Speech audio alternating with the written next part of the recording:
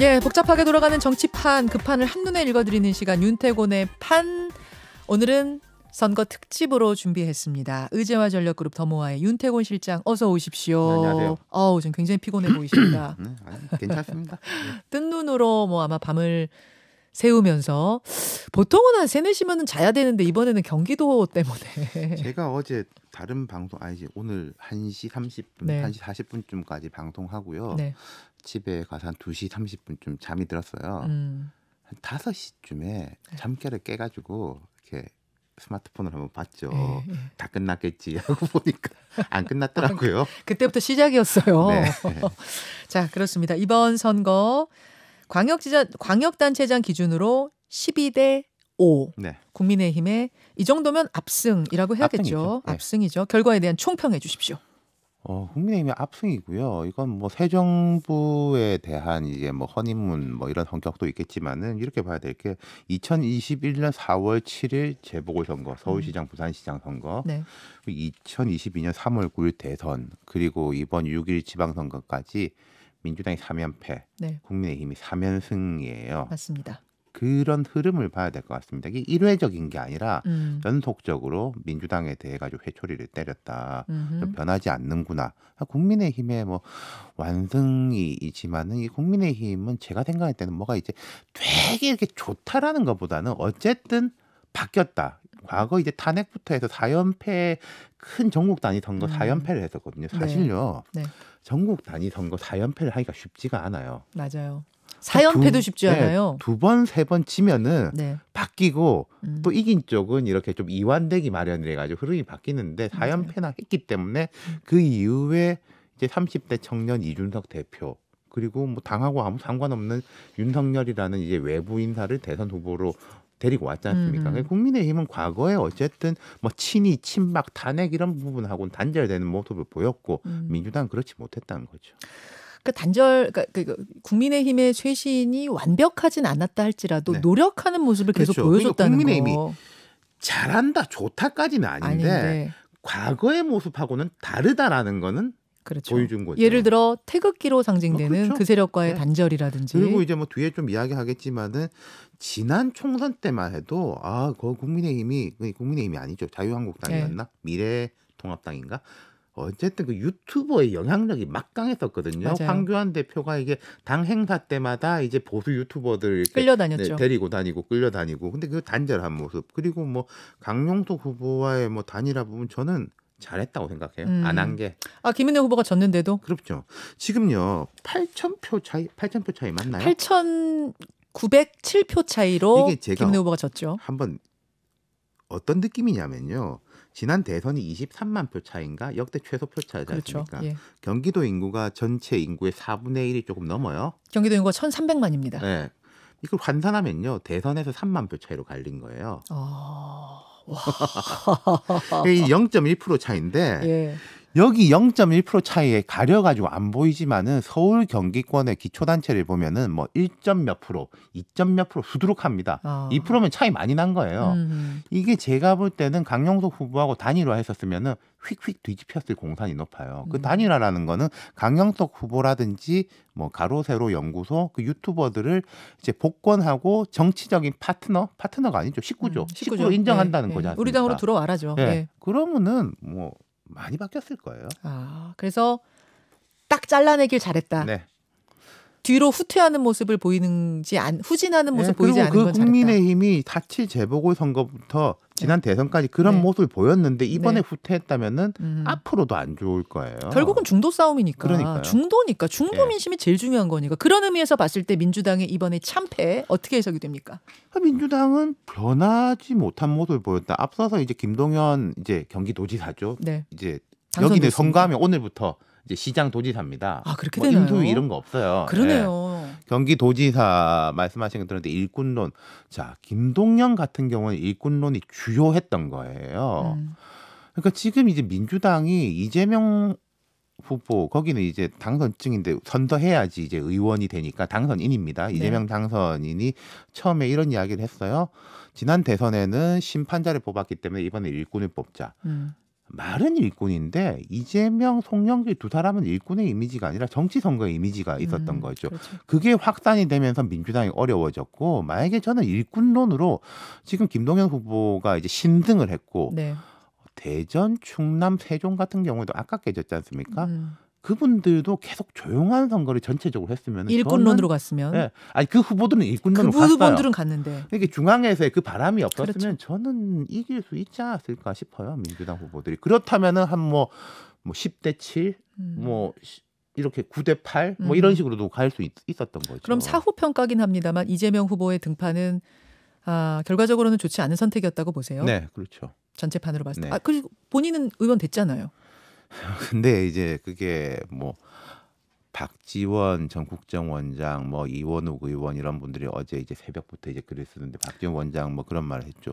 뭐 내가 살고 당이 죽는 거하고 당이 살고 내가 죽는 거 중에 뭘 선택하느냐. 거기 이재명이라는 이름은 안 썼습니다만은 그 이야기였었고, 그리고요 이재명 후보가 이제 뭐 성급했는데 뭐 이런 걸 생각했겠죠. 과거에 보면은 재수해가지고 성공한 사람들 있죠. 김대중 대통령, 뭐 이제 또 박근혜 대통령, 문재인 대통령 다 재수해가지고 성공을 했는데 네. 이분들이 재수해서 성공할 수 있었던 거는 곧바로 이제 실적을 보였기 때문이에요. 김대중 대통령은 처음에는 빠져 있었습니다. 그렇죠. 정계 은퇴하고 영국으로 갔다가 네. 95년 지방자치선거를 진두지휘하면서 조순시장 당선시키고 네. DJP 연합으로 실적이 있으니까 대통령 후보로 내세워야지. 그렇죠. 박근혜 대통령 같은 경우에는 경선에서 졌는데 이제 그 직후에 이명박 대통령 초기에 총선이 있었는데 친박연대, 친박 무소속 연대를 수십 명 당선시키는 괴력을 발휘하고 그다음 또 비대위원장으로서 이제 총선에서 이제 어려운 선거를 승리했잖아요. 네. 그리고 문재인 대통령 같은 경우에는 처음에 어려운 시절에는 안철수, 김한길 체제가 나가게 뒀던 거예요. 뒀죠. 빠져 있었죠. 네, 본인은. 그리고 그 다음에 네. 나와가지고 총선에서 물론 김종인 비대위원장하고 같이 했습니다만은 승리를 했고. 당권 잡고 그렇죠. 총선 승리하고. 이렇게 빨리 나온 경우는 이회창 총재가 97년 대선에 지고 98년에 이제 나왔는데 그때도 그 사람은 이겼어요. 네. 그러니까 이제 당을 완전히 장악해서 보수의 선두주자로 5년간 갔는데 이재명 후보 당선인도 그런 그림을 그렸던 것 같은데 뭐 꼬여버렸죠. 꼬여버렸다. 네. 본인은 살았지만 당이 죽어버렸기 네. 때문에. 그럼 본인은 살았지만 당이 이렇게 참패한 상황에서 곧 있을 전당대회 곧 나오게 되는 그 당권은 누가 주는 거예요? 거기 일단 이재명 당선자는 등판합니까? 그렇죠. 모르죠. 근데 이제 그런 이야기를 하는 사람들이 있을 겁니다. 기왕 이렇게 된 거 끝까지 가야지 여기서 이제 멈추면 안 된다라는 것이 있을 거고 또 반대쪽은 또 있을 거 아니겠습니까? 이게 말이 되냐 또 나오냐라는 식의 이제 격렬한 이제 해석 투쟁이 벌어질 텐데. 잠깐 그 해석 투쟁이 벌어질 텐데의 근거를 제가 하나씩 보여드릴게요. 하나는 이원욱 의원이 어제 밤사이에 쓴 SNS고 하나는 김용민 의원이 쓴 SNS예요. 준비가 돼 있나요? 우선 이원욱 의원, 이재명 친구, 상처뿐인 영광 축하합니다. 이렇게 쓰고 저 뒤로는 썼더라고요. 예. 훨씬 길게 예. 정말 아프게 이 선거에 대해서 길게 썼습니다. 김용민 의원 것은 지금 SNS 준비가 안 됐나요? 제가 읽어드릴게요. 민주당은 개혁 세력일 때 국민의 선택을 받았습니다. 이를 잊지 않을 것이고 쉬지 않을 것입니다. 이건 무슨 말이냐? 이른바 검수완박 같은 개혁에 대해 더 열심히 하지 않았기 때문에 우린 진 것이다라는 평가를 김용민 의원은 내놓고 있는 거죠. 이렇게 벌써 갈라지네요. 해석이. 항상 그래요. 모든 당이 패하고 나면은 개혁 쇄신 이야기하는데 두 가지 방향입니다. 우리 지지층의 요구를 받아 안지 못했기 때문에 진 거다. 그 김용민 의원이 네, 라는 쪽하고 이제 전체 민심에서 떠났기 때문에 진 거다라는 해석 투쟁이 벌어지는 건데 뭐 앞으로도 이제는 크게 벌어지겠죠. 크게 벌어지겠죠. 그 이제 경기도지사가 지금 뭐 신승이지만 어쨌든 김동연 후보가 이기면서 그리고 이재명 후보가 인천 개항을 해서 이기면서 졌지만 잘 싸웠다, 선방했다. 이런 프레임이 이런 주장도 나올 거예요. 자, 이재명 덕에 신승한 거냐? 좀 크게 이길 수 있는데 이재명 때문에 겨우 이긴 거냐? 그럼 뭐 충청, 세종 뭐 이런 데는 어떻게 된 거냐? 그리고 제주을 재보궐 선거도 한 2% 차이? 제주로 처음에 제주도시에서 차이가 많이 나니까 크게 봤는데 이게 김포공항 때문에 이렇게 된 거냐라는 이제 해석 투쟁이 벌어지겠지만은 자 반대쪽이 우세하겠죠. 일단은 말이 되냐. 그리고 대선에 대한 이야기가 다시 나올 겁니다. 지난 대선에 0.73%라는 차이가 과연 진영이 완전히 결집했기 때문에 이렇게 팽팽하게 된 거냐, 아니면은 뭐 대통령도 인기가 없고 민주당도 인기 없는데 이재명이라는 걸출한 사람 때문에 이렇게 된 거냐라는 해석투쟁, 뒤늦은 해석투쟁이 벌어지겠죠. 그럼 제가 볼 때는 우리가 민심에서 벗어났다라는 쪽이 우세할 거예요, 수적으로는. 그런데 그쪽에 구심이 된 사람이 있을 것이냐, 말하자면 이제 대표 선수가 있을 90점. 것이냐, 모여야 되는 거 아니겠습니까? 그렇죠. 그런 부분이 또 이제 어려울 수 있고, 반면에 뭐 강성 지지층이라고 할까요? 핵심 지지층이라 할까요? 이분들은 이제 전투력이 검증된 분들이지 않습니까? 네. 거기 뭐 유튜버 셀럽들까지 네, 뭐 네. 있는 거죠. 개딸 뭐 이렇게 해가지고 또 이재명 후보로 똘똘 뭉치면은 그게 이제 숫자 차이는 있더라도 당해낼 수 있을 거냐. 그럼 그쪽의 주장, 그분들의 그 그룹의 주장, 네. 졌지만 잘 싸웠다 쪽으로 흘러갈 가능성이 지금으로서는 좀 높아 보이세요? 그러니까 저는 이제 좀 봐야 될 것 같아요. 그러니까 지금 박지원, 뭐 이원욱 이런 분들의 의견이 다수인 것 같은데 지금은 그 다수의 구심이 있을 것이냐. 구심점이 누굴 중심으로 뭉쳐서 그렇죠. 그 소리를 낼 것인가. 네. 못 내면 또 그냥 흐지부지 될 거다. 자, 투표율 얘기 좀 해보겠습니다. 투표율이 50%밖에 안 나왔어요. 네. 너무 낮아요. 이건 무슨 의미라고 보세요? 저는 이제 피로감이라고 생각을 해요. 뭐 일각에서는 이제 정치 혐오증 뭐 이런 이야기를 하는데 저는 꼭 그거 동의하지 않는 게, 그럼 뭐 그러지 않습니까? 지난 대선에는 뭐 최악의 후보들끼리 붙었다. 근데 투표율이 21세기 들어와가지고 제일 높아요. 맞아요. 네, 그럼 그건 또 어떻게 설명이 아하. 되는 거냐?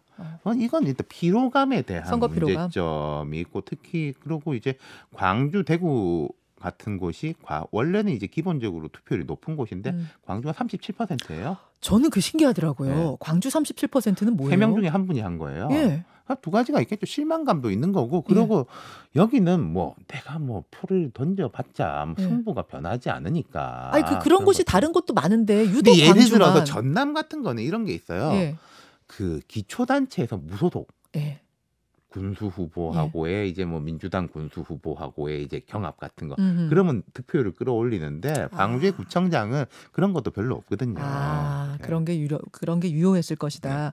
국민의힘 어떻게 될 것 같습니까? 여기는 뭐 그냥 탄탄대로예요? 아니면 여기도 뭐가 좀 험난한 것들이 있어요? 국민의힘은 이제부터조차 지금까지는 이제 상대평가였어요. 대선도 상대평가지 않습니까? 상대평가죠. 그리고 곧바로 지방선거로 이어지니까 야, 민주당한테 이겨야 돼. 그리고 국민들도 지금 민주당이 아직도 정신 못 차리고 있으니까 국민의힘한테 한 번 더 힘을 실어줄까가 되는데, 이제부터는 절대평가입니다. 그러네요.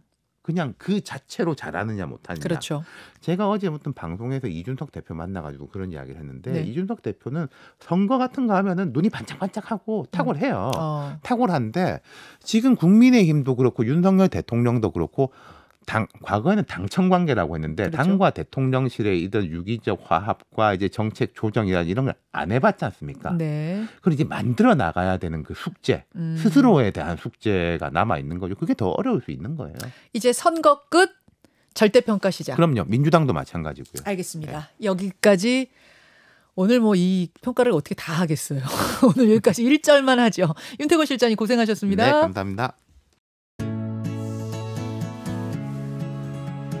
김현정의 뉴스쇼는 시청자 여러분의 참여를 기다립니다. 구독과 좋아요, 댓글 잊지 않으셨죠?